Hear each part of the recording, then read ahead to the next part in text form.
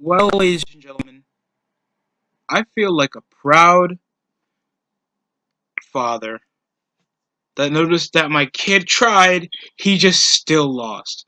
Well, we had the San Francisco 49ers playing off against the 9-3 now Buffalo Bills in a losing effort, just scoring our last minute touchdown in a 24-34 defeat against the division leading Buffalo Bills. And ooh, I'm gonna take this off. I thought I got all this stuff muted, man.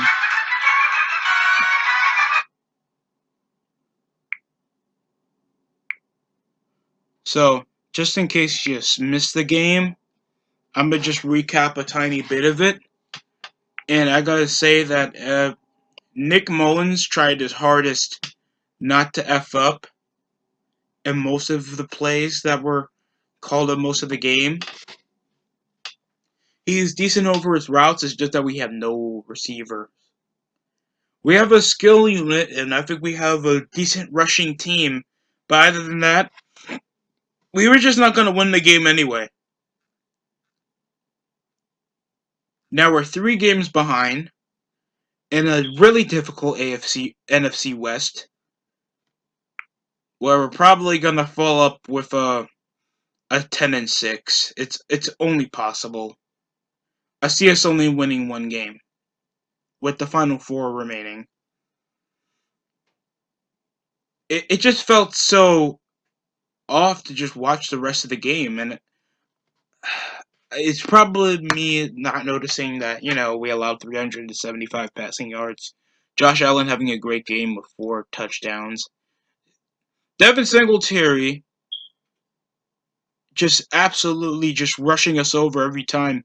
9-yard rush, 9-yard rush up the gut, attack up the gut, reach over and stop our D line. Yeah, we shut him off in some good red zone possessions, but other than that, it was just a deep ball because he'll just roll out left and just absolutely hit Cole Beasley that went up a crazy 130 off 9 receptions with a touchdown. So did Davis. So did Isaiah McKenzie that shot up for like at least, I think it was a 17-yard pass for a touchdown. And then Knox went up for a crazy grab over for a touchdown. Uh it was just watching your son get beat up in a boxing match. Nick Mullins threw 2 risque interceptions. One was over to Ayuk that did drop the ball. No, I think it was Debo Samuel that came off a slant. He got really messed up, slipped over the ball, and it got intercepted. Secondary was just pressuring over the entire receiving core. We were just and we they just dogged us up in the first half. It was already, I think, like 17-14. I think it was already 24-17. No, it was 17-7 in the second half. In the start of the second half, dude, it's just not. It's not good. We did tie it up earlier on, but just only a total 24 points in the second half, and we just fell off just scoring just last minute of the game. Jimmy Ward was just getting outbeaten. It probably had to come for a lackluster front seven. I Our defensive coordinator came around doing jogs all over the stadium. That was fun. But other than that, Richard Sherman looked to be nowhere to be found. Hyder, Eric Armstead was nowhere to be found. The only people that I thought played a decent enough football was probably Jordan Reed and Mike Gesicki, because they were the only people to score next to Ayuk over a decent slant. Jordan Reed came over to the quarter to catch a decent touchdown, and then the third quarter closeouts with like false touchdowns. We also had a QB draw, a fullback draw where it still was first down until we lost like 10 yards, and then more. Dude, I'm just really, really upset. And kind of saw this coming. We were struggling over with injuries. I saw Jimmy Garoppolo. Uh, and it kind of sucks. I mean, I can see Nick Mullins doing decent, and he's just playing in the best of his ability of a second string. And even when we had Jimmy Garoppolo, it wasn't even that impressive anyway. And he's over the total of 900 yards over his last couple starts, and only a total 5,000 over his last 13. I mean 5,000. Is that really going to still make us play more effectively? No. Jamal Wilson, Raheem Mostert only went for 42 yards. You expect somebody better because we snuffed out the Jets earlier on the season. He came with a major 90-something yard TD from near our end zone. And then we just can't run the ball. And yes, we were playing off one of the top defenses in the league. And they shut us out when we were running over the corner, and that's just tough to see. It felt like Samuel wasn't playing over his strong suit. And then we just had Nick Mullins just throwing another bonehead pick. They have outbeat us nearly every statistical chart except rushing yards. And it probably because we had a better rushing unit. We are better off O-line assignments, especially when it comes to run blocking, getting over the pull and just getting Mostert and everybody rotating on the inside. So I always like our rushing offense. I think our just weakest suit is our passing, and it just showed over the last couple weeks. Sure, I haven't been recapping most of the games recently over the last few months, but I have been watching 49ers football, and it's just rough to see them just play so underminingly bad, and it comes off the loss of a pretty decent receiving core, especially over the loss of Kendrick Bourne. Oh my god, when we had Emmanuel Sanders, we actually had average deep threats. And Kendrick Bourne is only with 35 yards. Deebo Samuel only 74. Cole Beasley, an average veteran slot with 130 yards. Stephon Diggs snuffing us out in the short pass, only with 92. Davis comes around with 68. And McKenzie comes around just jetting us over. Devin Singletary. Oh man. Malcolm Hyde came with a big pick. Tre'Davious White came with a silly pick. White was the one that picked up the dropped ball over from Ayuk, and oh boy. No, I think that was Bourne. And then just everything started slowing down a bit. We were still letting out decent fourth and outs, but then they just still hit their field goal. So we're still allowing terrible red zone appearances for the opposition, and we couldn't be allowing that. We were better off turnovers for score, and it's been better. And Nick Mullins has been playing better football recently with 3 touchdown passes, but it's not answering over for our, exception to run the ball to the red zone and actually capitalize. So I'm a bit disappointed there. Hopefully we pick it up next week. Just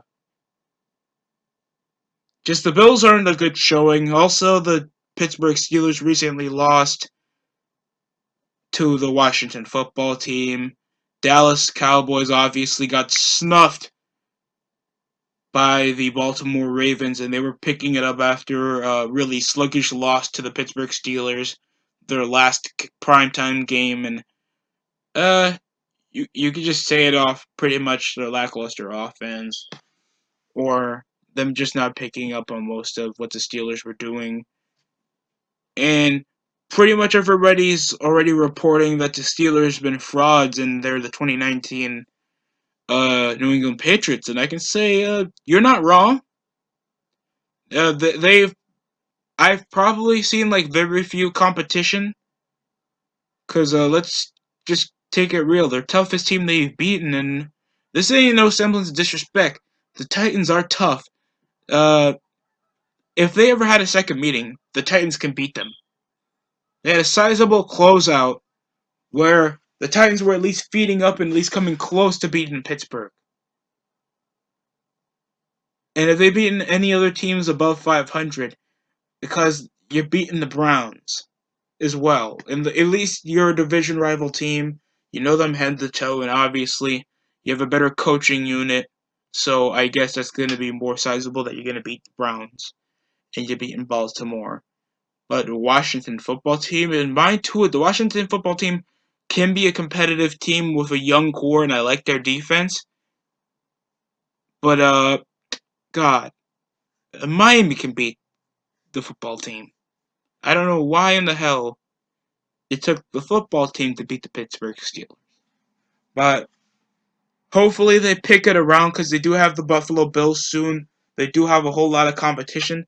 More on the San Francisco 49ers. We have 4 games remaining over from a 2, and we were coming off our lowest streak recently over just beating teams that were division leading at the time.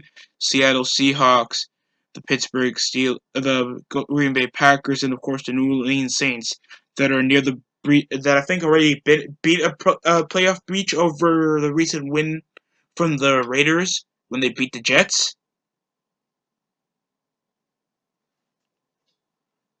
Because I think it was over a Raiders loss that they take division lead, that they take a playoff berth.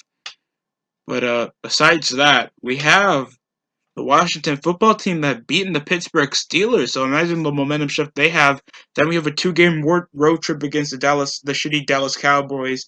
Then we have our toughest game against our division rivals next to the Arizona Cards. Then we go back home to finally end the season, probably going 10-6. And our only game that I think that we can actually win is possibly the Dallas Cowboys, in my opinion. Even though it's a road game, I'll take my chances where they have an inconsistent pass rush, a secondary that can't touch a thing, not even the fattest fly on the planet, and a freaking quarterback that's not that dependable with an inconsistent O-line.